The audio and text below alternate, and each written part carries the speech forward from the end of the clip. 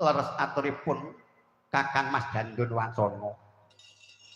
Menawi namung salah satunggaling satriya ingkang badhe ndamel risak wonten salebetipun wana mrentani ingkang rayipun kumbang ali-ali sagah badhe trenggolangi.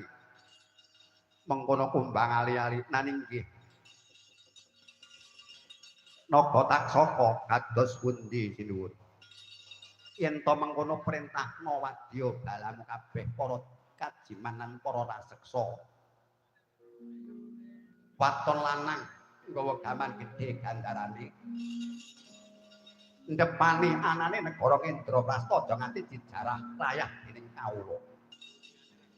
Ketapna wadya balamu kabeh para kajiman mbetengi anane kedaton negara Indraprastha kawula nggih. Paluga lakune wekat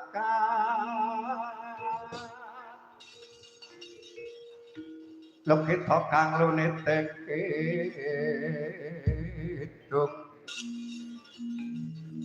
kidung kadrek samama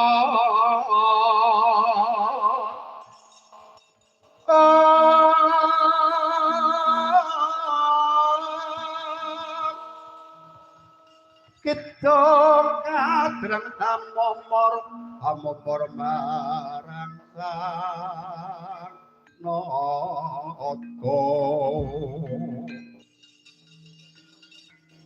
den hira ayake arti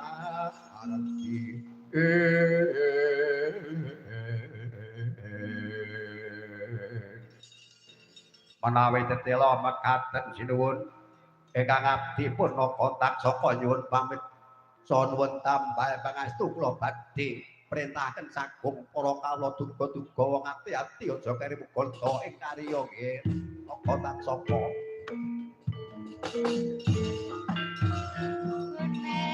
lang-langing priya bangun kok nang limang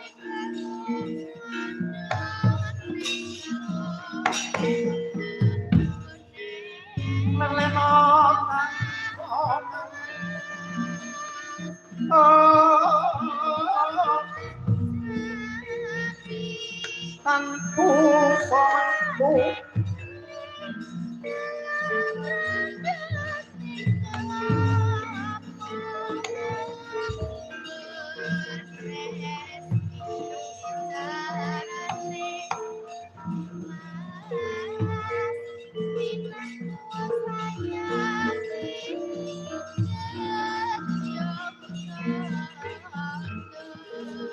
mengko sangga utama